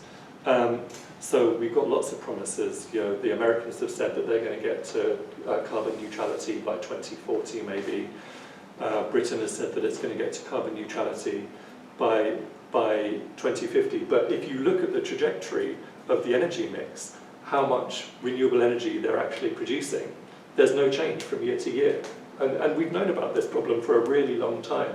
And the advanced capitalist countries have said that we're going to do something about this since at least 1991, I think, the Rio summit, that we've recognized, it's kind of been built into international law, more or less, that we've got to save the planet and prevent climate breakdown, and to prevent, crossing any of these sort of planetary boundaries in terms of the habitability of Earth.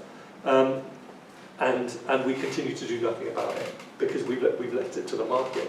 And even if you look at relatively more enlightened people in the West, relatively more enlightened capitalists, their view is the market will solve this problem.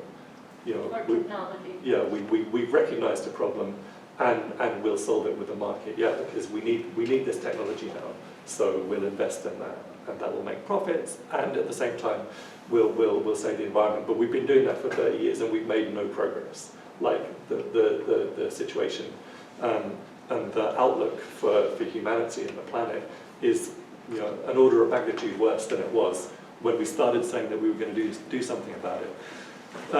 So yeah, that's what China is actually doing something, and you can look at those graphs in China. China says, I think it's legitimate, we're a developing country, and we've had to prioritize development. We've burned, to use a scientific expression, a fuck ton of coal because we needed energy. We needed that to develop because our people didn't used to have electricity at home. They didn't used to have fridges at home, and now they do. But also our people used to not live beyond the age of 60, and now they live to the age of 80. And we used to not have heating in schools, and therefore children couldn't go to schools during the winter, and now they can. And a lot of the reason for that is because we burn a lot of coal, and we had to do that for the sake of our development. And we understand that that had a negative impact on the environment. However, since making the decision that they're going to take environmental concerns very seriously, the investment has been incredible. Like the global price of solar and wind energy has decreased by like 80 or 90% in the last 10 years. And basically the only reason for that is Chinese investment, because they produce so much of it and they've improved the technology to such a degree that solar is price competitive with coal and natural gas in most parts of the world now. And you can look at the China's energy mix. Coal used to be 80% of their energy mix. Now it's about 55%, and it's going down. And they've committed to getting coal down to zero. They've committed to reaching peak greenhouse gas emissions by 2030, which is just a few years' time. And they'll probably get there early. Like they're on track to get there a few years before that. And they've committed to carbon neutrality by 2060, which is in 37, 38 years' time, which will be by far the fastest any country's ever gone from kind of peak carbon usage to zero carbon usage.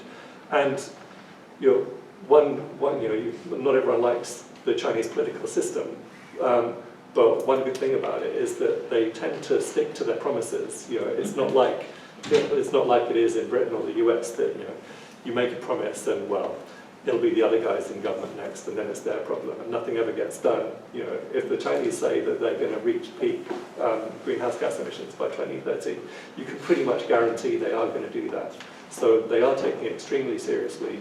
Forest coverage in China has doubled in the course of the last 30 years.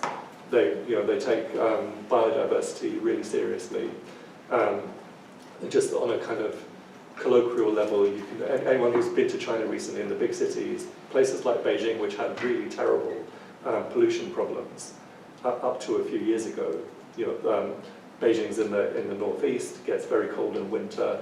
There's got a centralized heating system which is based on coal.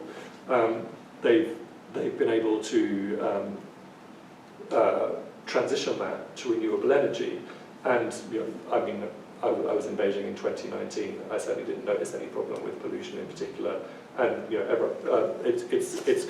it's gone from being like way over the safe pollution threshold to being like on the safe pollution threshold.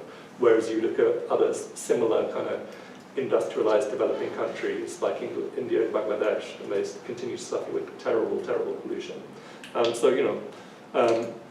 China's they're working really hard, and they understand their problems. And that doesn't mean that we shouldn't that there shouldn't be pressure at an international and global level to do more, because of course China is a major contributor to climate change. There's no doubt about it. That's been a kind of externality cost of their development process. But they're working in a very serious way, which is not something that you can say about the capitalist countries. I think there was one final question. Oh, sorry. Yeah, absolutely. So there's been a narrative shift against China, particularly with the Trump era, and I was one of the people that hoped things would improve a little bit when Biden took over, and they really haven't. Imperialist. Who knows? Yeah, I was next. I never think that I'm naive, but it turns out I am. But yeah, there isn't so much of a material shift in terms of attacking China. And I think you kind of you sort of outlined the answer in your question, which is that you've got this, the US capitalism has got this a huge contradiction that's not really, it's an insoluble contradiction. How do we deal with China? Because we want to suppress China, but also we're heavily reliant on China. China has, with our help, kind of inserted itself into global capitalism.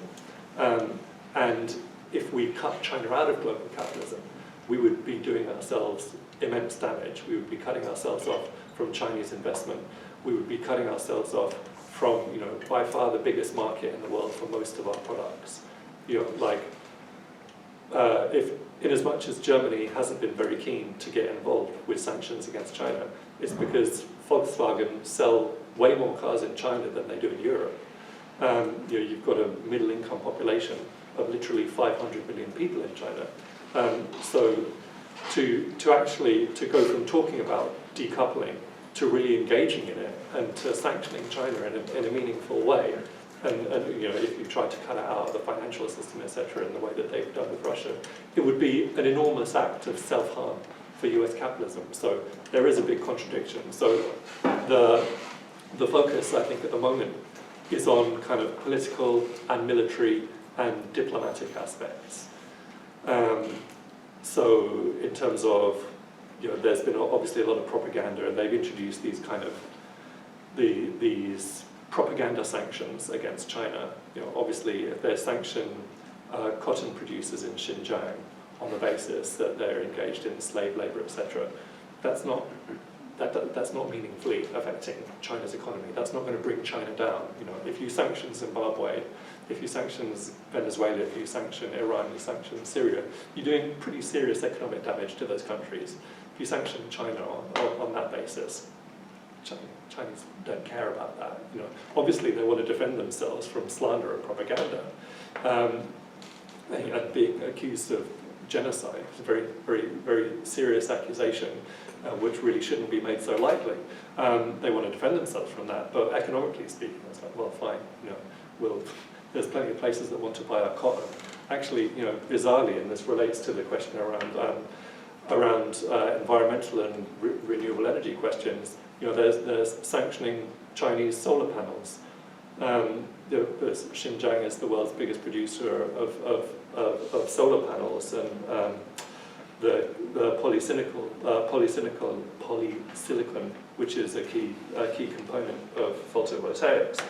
But there's been a big increase in the propaganda attack on China, and military-wise, there's been all these talks around AUKUS, so Australia, UK, US, the provision of nuclear-powered submarines to Australia, building Australia up as a sort of kind of a regional policeman in the Pacific, increase in the so-called freedom of navigation assertions in the South China Sea, heavily encouraging the remilitarization of Japan, trying to dismantle the peace constitution in Japan, and this is with the assassination of Shinzo Abe and the big victory for the Liberal Democratic Party in Japan now, that's kind of almost inevitable that we're going to see increased militarization of Japan, and South Korea, which now has again a conservative government, used as kind of principal attack vectors against China, and then that's combined with some globally trying to prevent China from having close relations with countries around the world, trying to prevent Huawei's involvement in network infrastructure, etc., etc. This new is it Indo-Pacific Economic Agreement that they've come up with, the new whatever they're calling Build Back Better World now, that they're trying to establish as an alternative to the Belt and Road Initiative. There's numerous little things that they're doing on the economic front, on the military front, on the diplomatic front. None of it's none of it's going to come to fruition. None of it's going to work, because essentially the game they're playing is an impossible game because of the contradictions that we've talked about. what will come of it, it's very difficult to say. I think we're living in a extremely unpredictable era in terms of geopolitics, where the stage has shifted really to Europe now, especially with the war in Ukraine. Germany, which under the Merkel government was trying to play a much more balanced role, was trying to have good relations with the US and with Russia and with China. Merkel was someone who, for all her faults, and she was a fundamentally reactionary capitalist politician, part of the Christian Democratic Union, which is a reactionary, relatively sort of centre-right organisation. But for all her faults, she did have an understanding of the need for multipolarity, of this inevitable trajectory of the world. And that's what the US cannot understand, the inevitability of multipolarity. That's the future that China is pushing for. That's the future that Russia is pushing for. That's the future that progressive Latin America is pushing for. That's the future that Iran is pushing for. That's the future that much of Africa, the African Union, is pushing for, is multipolarity. It's numerous power bases that are able to even each other out and that allow countries around the world to assert their independence, to assert their sovereignty. And it felt like up until recently that was increasingly being accepted within Europe, especially in Germany and in France as well. But what's shifted is you've had a consolidation, especially in the last couple of years, especially since the Biden administration, essentially, around US imperialism and Western Europe falling back into line with the US. So you've got, on the one hand, you've got a consolidation of the kind of hegemonic pro-imperialist, pro-domination forces, and on the other hand, you've got a consolidation of the pro-multipolar, pro-pluripolar forces. And what happens from here is pretty much anyone's guess. I think there'll be a lot of conflict. There'll be more wars, there'll be more sanctions, there'll be more proxy wars, there'll be more destabilization, and things will probably get worse before they get better. Well, I think we'll end on this note. So thank you, Carlos, so much for joining us, sharing your thoughts with us.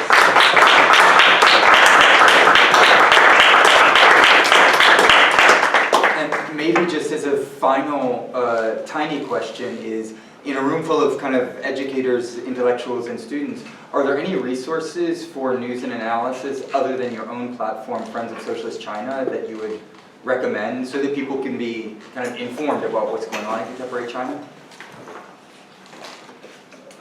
In contemporary China, well, the Chinese come out with lots of good materials. Well, that people could read in English or Spanish or French. And I think in general it's quite a good idea for intellectuals in the West to be engaging more with their counterparts in the socialist world and in the non-aligned world and in the anti-imperialist worlds. Hopefully that's something that you're all thinking about and are engaged in. But the Chinese do produce good material, including in English. Chushi magazine, which is a kind of theoretical journal of the Communist Party of China Central Committee, is particularly worth looking at. Friends of Socialist China is really kind of an aggregator site, so we try to produce good stuff from a number of different sources. But all of those sources are good. A lot of them are sort of left-wing and anti-imperialist outfits in the West, including there's lots of left-wing and kind of progressive and anti-imperialist and communist organizations in the US and Canada and Britain and Western Europe that, whose material we use. The Cubans and the Venezuelans do some really sophisticated and interesting analysis of what's going on in China. The current Cuban ambassador in China, Carlos Miguel Hernandez, lo creo. He's written his PhD basically about socialism with Chinese characteristics. And, and he's looking at it from a perspective of someone who's grown up in socialist Cuba, with a different model of socialism, and trying to understand what China does differently, what China does well, if there's anything that Cuba can learn from China, if there's anything that China can learn from Cuba. And I think he's worked in Beijing since the late 1990s. He speaks fluent Chinese, etc. So the Cubans are doing really interesting work. The Nicaraguans do really interesting work on China. So there's good material out there, but we do sort of do our best to consolidate a lot of that good material in as much as we kind of encounter it on the Friends of Socialist China side. Fantastic. Well, thanks again. Thank you so much. Thank you.